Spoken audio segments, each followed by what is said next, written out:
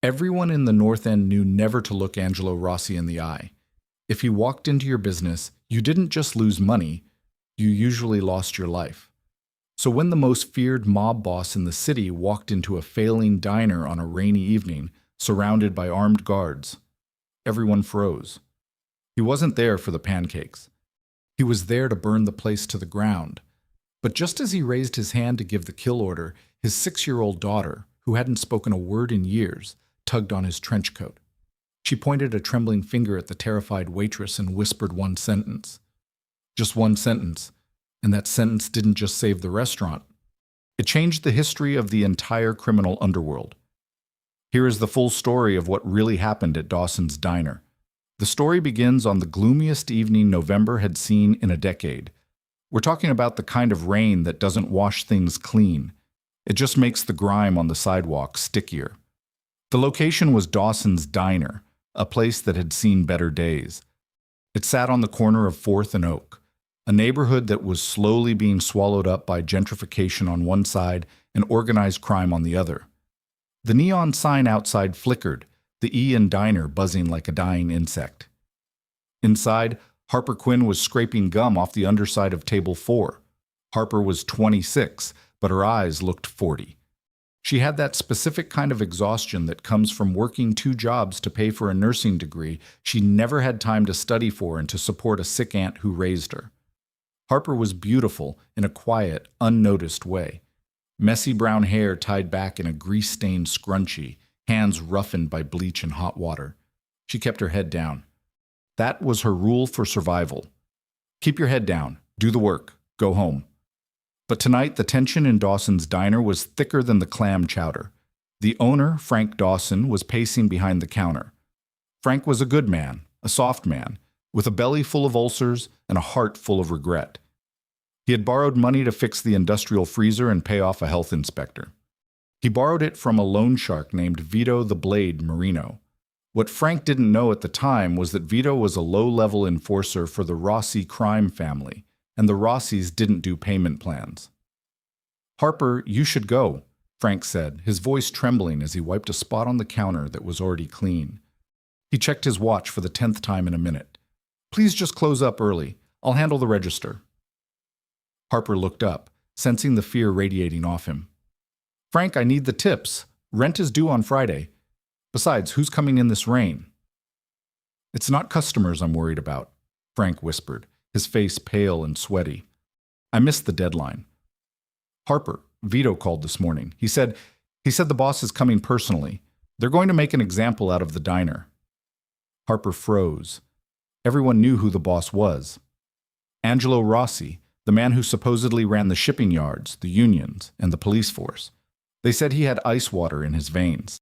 They said he hadn't smiled since his wife died in a car bombing. "If they're coming," Harper said, her voice steady despite the knot forming in her stomach, "then I'm not leaving you alone. You're 60 years old, Frank. I'm not letting you face a mob boss by yourself." "You don't understand," Frank hissed, tears welling in his eyes. "These men, they don't care that you're innocent. If you're here, you're collateral damage." Before Harper could argue, the bells above the front door didn't just jingle, they shattered. The front door was kicked open with such force that the glass pane cracked. The rain swirled in, bringing the smell of wet pavement and expensive cologne. The atmosphere in the room shifted instantly. The air was sucked out. 3 men walked in first. They were huge, wearing dark raincoats that couldn't hide the bulges of shoulder holsters. They didn't look at Harper or Frank. They scanned the room, flipping the open sign to closed and pulling the blinds. Then he entered. Angelo Rossi. He was taller than the photos in the newspapers. He wore a tailored charcoal suit that probably cost more than the diner's annual revenue. His hair was slicked back, dark and severe, and his eyes were the color of steel. He was terrifyingly handsome, but it was the kind of beauty that a wolf has, predatory and lethal. But the most shocking thing wasn't the gun at his hip. It was what, or rather who, was holding his left hand. A little girl, maybe 6 years old. She was dressed in a pristine white coat and patent leather shoes, clutching a ragged, dirty stuffed rabbit that looked like it had survived a war. She had large dark eyes that darted around the room in panic. This was Lila Rossi, the mafia princess. Why would a man bring his daughter to a shakedown? Rumor was, ever since her mother died, Lila had extreme separation anxiety. She screamed if her father left the room. Or maybe Angelo Rossi was just so arrogant that he didn't care if his child saw him destroy a man's life. Angelo let go of the girl's hand, gently gesturing for her to sit at the booth nearest the door. One of the guards, a brute named Bruno, stood over the child to protect her. Angelo walked to the counter. The sound of his Italian leather shoes on the linoleum floor was a rhythmic death march. Click, click, click. He stopped in front of Frank. Frank was shaking so hard the silverware on the counter rattled. "Mr. Dawson," Angelo said. His voice was smooth, deep, and terrifyingly calm. "Vito tells me you've been avoiding his calls." "Mr. Rossi," Frank stammered, I just need one more week. The bank is releasing the loan on—" Angelo didn't yell. He didn't scream. He simply reached out and swept the entire glass display of pies onto the floor. Crash. Cherry and apple filling splattered across the tiles, mixed with shards of glass. Harper gasped, jumping back. Angelo looked at her for the first time. His eyes narrowed. He looked at her like she was a bug on his windshield. "Get the girl out of here," he commanded his guard, pointing at Harper. "Take her out back and teach her not to witness business meetings." Harper's heart hammered against her ribs. She knew what teach her meant. The guard, a man with a scar running through his eyebrow, stepped toward Harper. He reached over the counter, his hand heavy and rough, grabbing her by the upper arm. His grip was bruising. "No!" Frank yelled, finding a sudden burst of courage. "She has nothing to do with this. Leave her alone." "Angelo." Rossi turned to Frank, his face a mask of annoyance. "You're in no position to negotiate, Frank. You borrowed $50,000. You paid back $5,000. In my world, that's theft." Angelo pulled a heavy, suppressed pistol from his jacket. He placed it on the counter. The metal clunked ominously. "I'm going to ask you one last time," Angelo said, unbuttoning his suit jacket. "Where is the money?" "I don't have it," Frank sobbed. "Then I take the business," Angelo said simply. "Bruno, start with the kitchen. Burn it." "No, please," Harper screamed, struggling against the guard holding her. This is his whole life. Angelo turned his cold gaze back to Harper. He walked around the counter, encroaching on her space. He smelled of rain, tobacco, and danger. He leaned in close, his voice a lethal whisper. "And you? You're very loud for someone who's about to be unemployed, or worse." He raised his hand. It was the signal. The guards pulled out lighters. The man holding Harper tightened his grip, dragging her toward the back alley door. "Daddy." The voice was small, rusty from disuse, but it cut through the tension like a knife. Angelo froze. His hand raised in the air stopped mid-motion. Everyone turned. The little girl Lila had slid out of the booth. She wasn't looking at her father. She wasn't looking at the guns. She was staring directly at Harper. Lila walked forward. The guard Bruno tried to stop her. "Lila, sweetheart, stay back." "Let her go," Lila said. Angelo turned slowly, his face pale. His men looked nervous. They knew the rumors. Lila hadn't spoken a full sentence to anyone but her father in years, not since the accident. "Lila," Angelo whispered, his voice losing its edge. "What did you say?" Lila walked right past her father. She walked right up to the guard holding Harper. She kicked the guard in the shin with her little patent leather shoe. Surprised, the guard let go. Harper stumbled back, rubbing her bruised arm, terrified and confused. She looked down at this little girl, this daughter of a monster.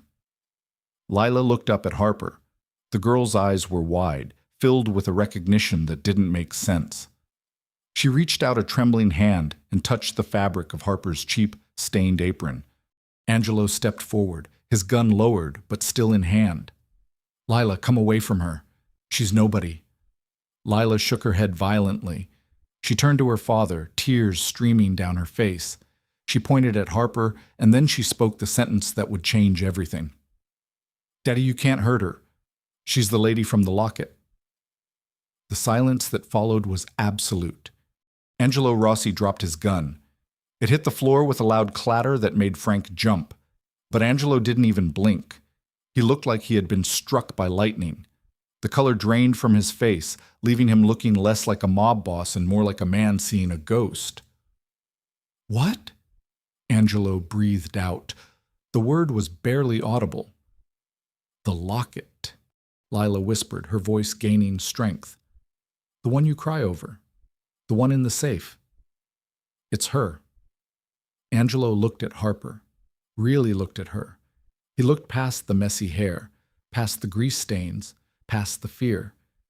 He looked at the structure of her cheekbones, the shape of her eyes, the specific curve of her jawline. Harper was trembling. I don't know what she's talking about. I've never met you. I swear." Angelo moved toward her. This time there was no aggression. It was desperation. He reached into his own shirt, pulling out a silver chain. Attached to it was an antique heart-shaped locket. With shaking hands, he clicked it open. He held it up next to Harper's face. Frank gasped. The guards shifted uncomfortably. Inside the locket was a faded miniature photograph of a woman.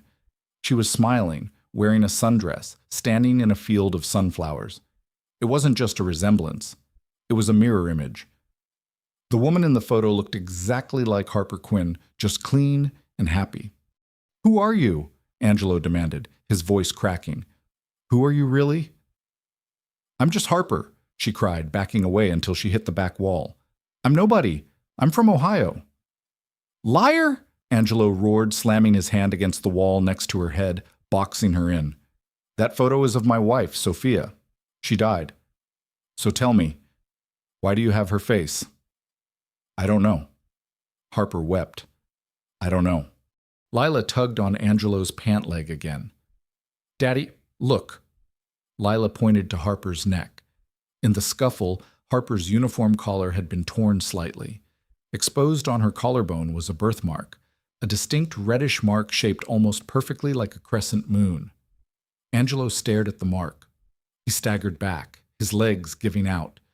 He actually had to grab the counter to stop from falling. "Sophia had that mark," Angelo whispered. "Sophia, she's dead. I saw the body. I buried her." He looked at Harper with a mixture of horror and sudden violent hope. "Vito!" Angelo shouted, his voice booming through the diner. "Boss, forget the money. Forget the fire." Angelo stared intensely at Harper. "Close the diner. Lock the doors. Nobody leaves. Call the doctor. I want a DNA test kit brought here. If anyone tries to enter this building, shoot them." Harper's eyes went wide. "You can't keep me here. This is kidnapping." Angelo straightened up. The vulnerability vanished, replaced by the iron will of the dawn. But his eyes were burning with a new obsession. "If you are who I think you are, then I haven't just kidnapped you, Harper. I found you." He turned to his men. "Get her a chair and get her something to eat. If she is Sophia, God help anyone who has touched a hair on her head." As Harper was forced into a chair, her mind racing, she looked at the little girl. Lila was smiling, a sad, hopeful little smile. But Harper wasn't Sophia. She knew she wasn't. She had memories of her childhood. She had a life. Or did she? Suddenly, a sharp pain shot through Harper's head. A flash of a memory that didn't feel like hers. A car exploding. Heat. Screaming. A voice whispering, "Run, Sophia, run!" Harper grabbed her head. The room spinning. Part 3 is going to reveal a secret that Harper herself didn't even know she was keeping.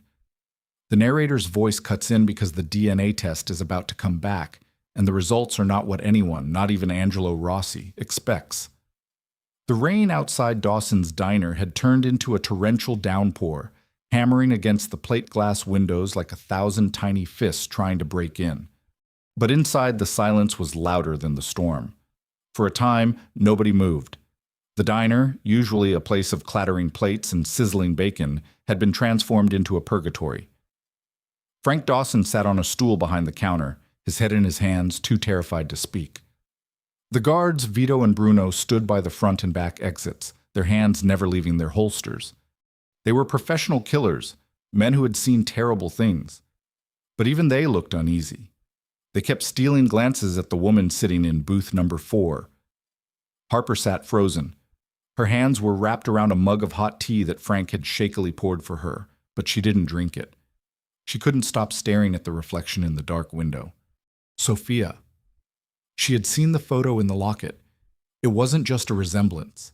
It was her face.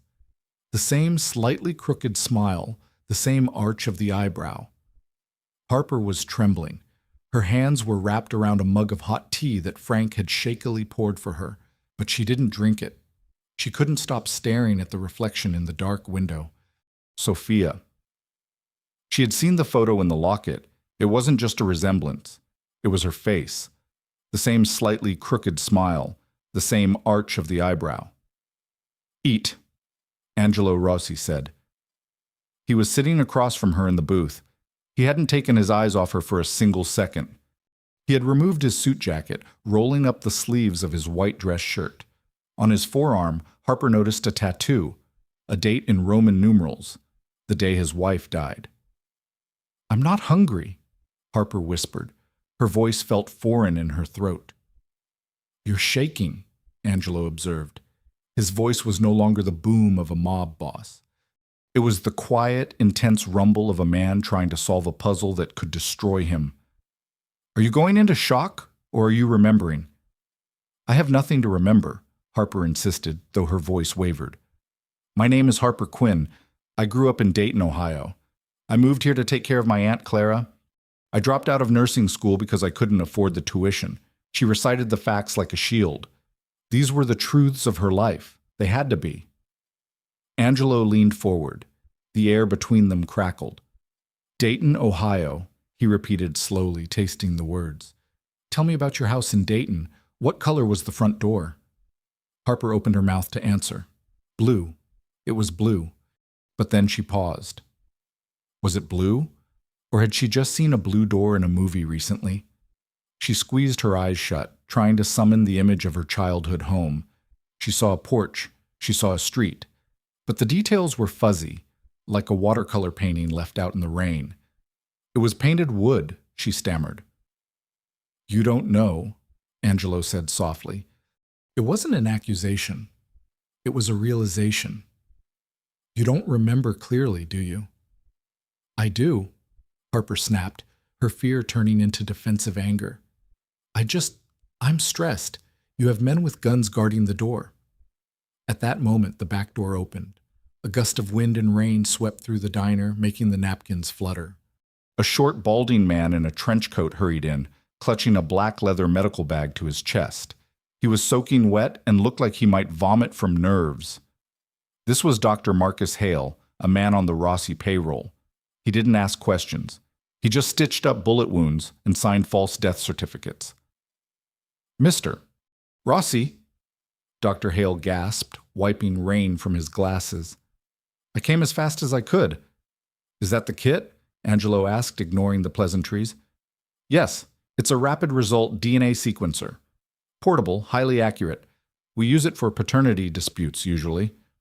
"Use it," Angelo commanded. He pointed at Harper. "And then use it on Lila." The doctor approached the booth. Harper shrank back against the red vinyl seat. "It's just a cheek swab, miss," the doctor said gently, his hands trembling slightly as he opened a sterile package.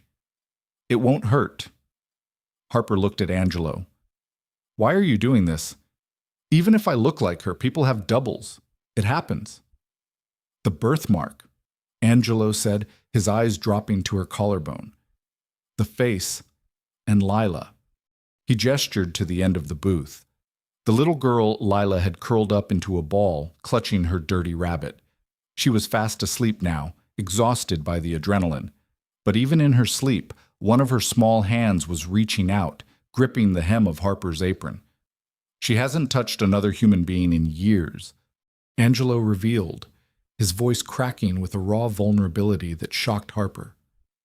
"She doesn't let me hold her." She screams if the nannies get too close. But she touched you. She knows you. Harper looked at the sleeping child. A strange, warm ache bloomed in her chest. It wasn't fear. It was recognition.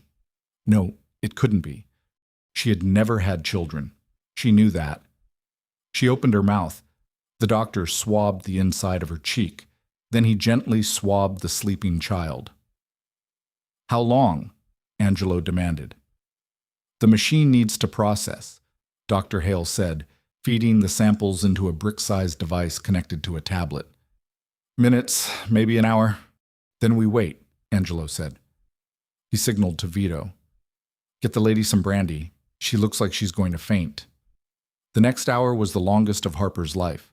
The only sound was the hum of the refrigerator and the rhythmic beep of the DNA machine processing the data. Angelo didn't check his phone. He didn't pace. He sat opposite Harper, watching her hands. "You have a scar," he said suddenly, pointing to a faint white line on her left knuckle. Harper looked down. I burned myself on the oven last year." Angelo shook his head slowly. "No. Sophia got that scar when we were in Sicily. We were cooking. The oil splashed. I put the bandage on myself." Harper felt a chill that had nothing to do with the drafty room. "Stop it, please. You're trying to overwrite my memories with yours." "Tell me about the car crash," Angelo said abruptly. Harper froze. "What?" "And earlier," Angelo said, his eyes boring into hers. "When you looked at the locket, you grabbed your head. You flinched. What did you see?" Harper wanted to lie, but under his intense gaze, the lie died in her throat. I saw fire. I heard a noise, a boom. Sophia died in a car bomb." Angelo whispered. "Someone planted C4 under the chassis of her Mercedes. I was inside the house. I watched it happen from the window. The police said there was nothing left. They identified her by dental records, or what they thought were her dental records." Angelo leaned in across the table, his face inches from hers. "If you are her, then someone switched the bodies. Someone saved you, altered your memory, and hid you in a diner in the middle of nowhere." "Why?" Harper whispered. "Why would anyone do that?" "To punish me," Angelo said, "or to use you as leverage." Beep, beep, beep. The machine on the table let out 3 high-pitched electronic chirps. The silence in the room shattered. Dr. Hale jumped. He looked at the tablet screen. He adjusted his glasses. He squinted. Then he went very, very pale. He looked up at Angelo Rossi with fear in his eyes. Well, Angelo stood up. The air in the diner felt heavy, charged with electricity. "Mr. Rossi?" The doctor swallowed hard. "The probability of maternity, it's 99.9998%. The doctor turned the screen around. "She isn't a double," the doctor whispered. "Biologically speaking, this woman is Lila's mother." Angelo Rossi didn't scream. He didn't flip the table. He simply exhaled a long, shuddering breath that seemed to carry years of grief out of his body. He looked at Harper. The hardness in his face melted away, leaving a man who looked shattered by a miracle. "Sophia," he whispered. He reached out his hand slowly, as if she were made of glass. He touched her cheek. His fingers were warm, rough, and trembling. Harper didn't pull away. She couldn't, because when the doctor said the words 99.9%, something in Harper's mind broke. A wall she didn't know existed crumbled. The smell of rain, a man's laughter, this man's laughter, a little girl in a crib, a song about a star. Harper gasped, clutching her chest. "I can't breathe. Breathe, Sophia. Breathe," Angelo said, moving around the booth to sit next to her. He didn't grab her. He surrounded her, his presence a shield. "I've got you." "No." Harper pushed him away, panic rising like bile. "This doesn't make sense. If I'm her, who is Harper Quinn? I have a social security number. I have a lease. I have an aunt." She fumbled for her apron pocket. Her hands were shaking so badly she dropped her phone twice before unlocking it. "I'm calling her," Harper cried hysterically. "I'm calling Aunt Clara. She'll tell you? She'll tell you I'm crazy." Angelo watched her, his expression darkening. Sophia had no living family. Her parents died when she was 20. "Well, I have an aunt," Harper screamed. She jabbed the contact labeled Aunt Clara. She put the phone on speaker and slammed it onto the table. Ring, ring, ring. The sound echoed through the silent diner. Everyone was watching the phone. Frank, the guards, the doctor, Angelo. Click. The call connected. Harper. The voice on the other end was female, elderly, and warm. It sounded exactly like the woman Harper had visited every Sunday for years. The woman who made her soup when she was sick. Aunt Clara. Harper sobbed, relief flooding her veins. "Aunt Clara, please. You have to help me. There are men here. They think I'm someone else. They think I'm a mafia wife. Tell them. Tell them who I am." There was a pause on the line, a silence that lasted 1 second too long. When the voice came back, the warmth was gone. The elderly tremble was gone. The voice was flat, cold, and professional. "Code black," the woman said. "Asset has been compromised. Location." Harper froze. "What?" Angelo's eyes widened. He recognized that tone.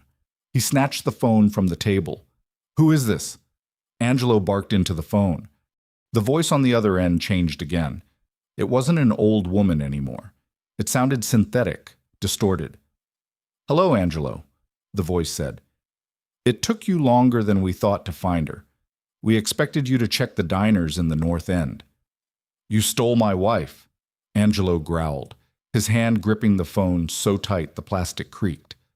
"You let me bury an empty casket. You let my daughter stop speaking." "We gave Sophia a second chance," the voice replied calmly. "She was unhappy, Angelo. She wanted out. We just facilitated a transition. We wiped the slate clean. Harper Quinn is a good person, much happier than Sophia ever was." "You brainwashed her," Angelo spat. "We reprogrammed her for her own safety. But if she is speaking to you, then the experiment is over." "Who are you?" Angelo demanded. "The commission, the feds." "We are the ones who clean up your messes," the voice said. "But now Harper is a loose end, and we don't like loose ends." "If you touch her," Angelo said, his voice dropping to a demonic whisper, "I will burn this city down until I find you." "You're trapped in a diner, Angelo," the voice mocked. "Look out the window." Angelo looked up. Vito and Bruno looked up. Outside, in the pouring rain, across the street, a black van had pulled up. Then another, then a third. Men were pouring out of the vans. They weren't wearing police uniforms. They were wearing tactical gear, balaclavas, and carrying military-grade assault rifles. These weren't street thugs. This was a hit squad. "Say goodbye to Harper," the voice said. Click. The line went dead. "Get down!" Angelo roared. Crash!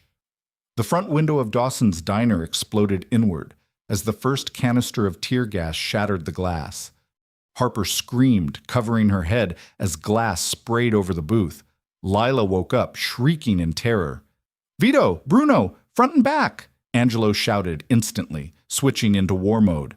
He grabbed Harper and threw her to the floor, covering her body with his own. He scooped up Lila with one arm, pulling her under the heavy oak table. "Daddy!" Lila cried. "It's okay, baby, it's okay," Angelo said, pulling his gun. He looked at Harper. Harper was lying on the dirty linoleum, glass in her hair, looking at the man she had feared an hour ago. Now he was the only thing between her and death. "Who are they?" Harper yelled over the sound of gunfire erupting outside. "Who is my aunt?" Angelo checked the magazine of his pistol. "They are the people who stole your life," Angelo said. "And I'm the man who's going to kill every single one of them to get it back." Bullets began to shred the diner walls. Coffee cups exploded. The neon sign buzzed and died. Frank Dawson was cowering behind the counter. "I don't have insurance for this," he wailed. "Stay down," Angelo commanded. He looked at Harper one last time before the chaos truly began. "Harper, if we get out of this, you don't have to be Sophia. You don't have to be my wife. But you are Lila's mother, so fight. Fight for her." Harper looked at the little girl huddled against Angelo's chest. Lila reached out her hand again. Harper took it. And in that moment, the fear in Harper's heart turned into something else. A mother's rage. She looked around. She grabbed the only weapon she could find, a jagged shard of heavy glass from the broken pie display. "I'm not dying in a diner," Harper said through gritted teeth. Angelo grinned. It was a terrifying, blood-soaked grin. "That's my girl." The first canister of tear gas didn't just smoke. It hissed like a viper, spinning across the checkered floor and spewing a thick white cloud that smelled of pepper and sulfur. Eyes shut. "Don't rub them!" Angelo roared, his voice cutting through the ringing in Harper's ears. He ripped a piece of fabric from the tablecloth, dipped it into the pitcher of ice water on the table, and pressed it against Lila's face. "Hold this, baby. Don't let go." Harper watched him. The world was narrowing down to a tunnel of adrenaline. The diner, once a place of comfort, had become a kill box. The lights were out, shattered by the gunfire, leaving only the strobe light effect of muzzle flashes from the street and the headlights of the tactical vans cutting through the smoke. "They're coming through the front!" Bruno yelled from his position behind the overturned jukebox. His voice was tight, professional. He fired 2 shots blindly into the smoke. Bang! Bang! "Vito, the back." Angelo commanded. "Dr. Hale, get Frank into the freezer. It's airtight. It'll keep the gas out." Frank was sobbing, curled in a fetal position. The doctor grabbed him by the collar, dragging the heavy-set man toward the stainless steel door of the walk-in fridge. Harper tried to move, but her legs felt like lead. She was a waitress. She served coffee. She didn't do this. But as the white smoke billowed around her, blinding her, something strange happened. The panic that had been gripping her chest suddenly evaporated. It was replaced by a cold, mechanical calm. It was a sensation she didn't recognize, yet it felt intimately familiar. Her breathing slowed down. Her pupils dilated, adjusting to the darkness. She didn't think about doing these things. Her body just did them. A shadow loomed in the broken front window. A man in full tactical gear, black helmet, gas mask, body armor, stepped through the frame. Glass crunching under his heavy boots. He raised his rifle, scanning the room.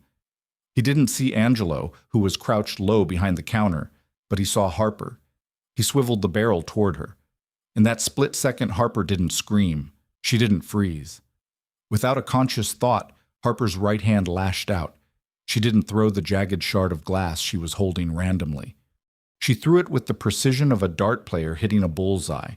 The glass flew through the air and struck the man in the small exposed gap between his helmet and his Kevlar vest, right in the soft tissue of the neck. The man gurgled, dropping his rifle to clutch his throat, and fell backward out of the window. Angelo turned, his eyes wide in the gloom. He had seen it. "Good throw," he grunted, but there was a flicker of fear in his eyes. He wasn't looking at a waitress anymore. Harper looked at her hand, horrified. "I didn't mean to." "Don't apologize," Angelo snapped, grabbing her arm and pulling her low as a hail of bullets chewed up the booth they had just been sitting in. Upholstery foam exploded into the air like snow. "You just bought us seconds." "Boss, we can't hold the front," Bruno shouted. "There's too many of them, at least a dozen heat signatures moving in." "The alley," Angelo said. "Vito, is the car clear?" "Alley is clear, but they're flanking," Vito yelled from the kitchen. Angelo looked around. He saw the industrial stove. He saw the gas line. "Vito, give me your lighter," Angelo said. Vito tossed it. Angelo turned to Harper and Bruno. "When I say go, you run. You run to the black SUV parked 3 spots down. Bruno, you drive. Harper, you get Lila in the middle seat and you stay down." "What about you?" Harper asked, her voice trembling. I'm going to create a distraction. Angelo moved to the stove. He kicked the gas pipe until it bent and hissed. The smell of natural gas began to mix with the tear gas. Go, Angelo roared. He lit a napkin and threw it toward the stove, then dove out the back door. Harper didn't look back. She sprinted into the rain, clutching the gun in one hand and grabbing Lila's coat with the other as Angelo passed the child to her. Boom. The kitchen of Dawson's Diner erupted. The blast blew the back door off its hinges and sent a fireball rolling into the alleyway. The force of the explosion knocked the two snipers on the opposing roof off balance. Move! Move! Bruno screamed, shoving Harper toward a sleek armored Cadillac Escalade parked in the shadows. Harper threw the door open and dove inside, dragging Lila with her. Bruno jumped in the driver's seat. Vito jumped in the passenger side. Where's Angelo? Harper screamed, looking out the rain-streaked window. The alley was filled with smoke and fire. For a heartbeat, there was nothing. Then a figure emerged from the flames. Angelo Rossi. His expensive suit singed, his face streaked with soot, running with the intensity of a demon. He was firing behind him, suppressing the operatives trying to follow through the fire. He reached the car. He wrenched the back door open and threw himself in beside Harper. Drive, Angelo yelled. Bruno slammed the accelerator. The heavy SUV roared to life, tires spinning on the wet pavement before catching grip. They fishtailed out of the alley, just as bullets sparked against the bulletproof glass of the rear window. The silence inside the SUV was heavy, broken only by the aggressive hum of the engine and the rhythmic thump-thump of the windshield wipers fighting the storm. They had been driving for a time.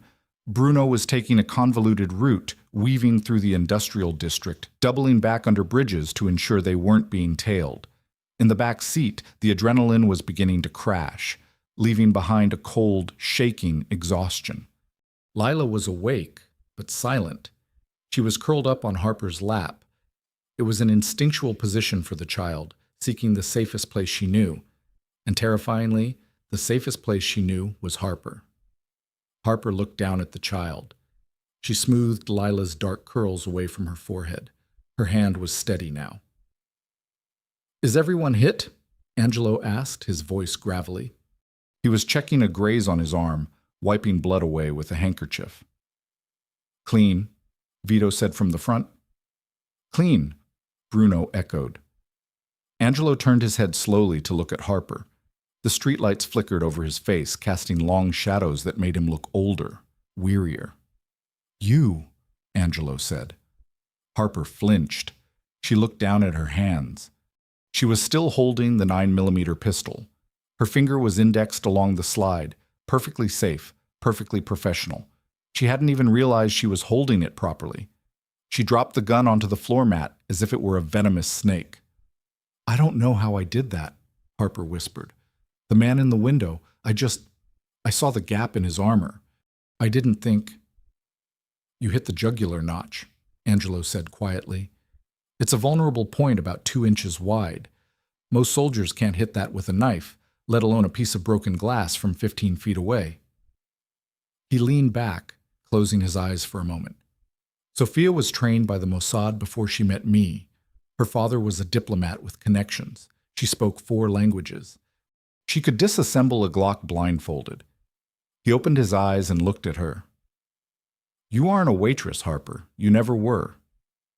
But I remember, Harper insisted, tears welling up. I remember my prom. I remember failing my driving test. I remember my first dog. Buster. Implants, Angelo said. Hypnotic suggestion, false memories. The people who took you, Aunt Clara and her crew, they are professionals. They built a cage inside your mind and locked Sophia in the basement. Harper shook her head violently. No, that's sci-fi stuff. That's not real. We just had a shootout with a paramilitary death squad in a diner, Angelo pointed out dryly. Real left the building an hour ago. Harper's phone, which sat on the rusty metal table, buzzed. It wasn't a call. It was a text message. Angelo reached for it, but Harper was faster. She picked it up. The screen glowed in the dim light. Unknown number. Bring the girl to the Pier 4 warehouse by midnight, or we release the gas in the safe house vents. You have time, Harper. Be a good girl. Angelo read the message over her shoulder. His face went white. He looked up at the air vents running along the ceiling. Vito? Bruno? Angelo shouted. Check the ventilation intake now. It's a bluff, Harper said calmly. Angelo looked at her, stunned. We can't take that risk. We have to move. It's a bluff, Harper repeated, her voice dropping an octave, becoming husky and commanding. Evelyn, Clara, is arrogant. She thinks she's talking to the waitress.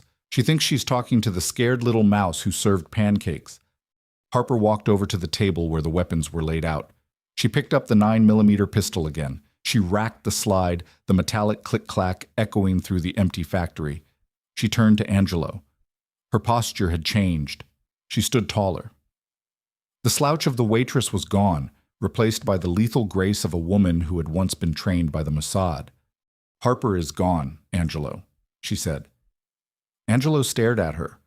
For the first time in years, he saw his wife. Truly saw her. Sophia, he whispered. She wants a meeting at Pier 4, Harper said, checking the magazine. Fine, we'll go to Pier 4. It's a trap, Angelo warned.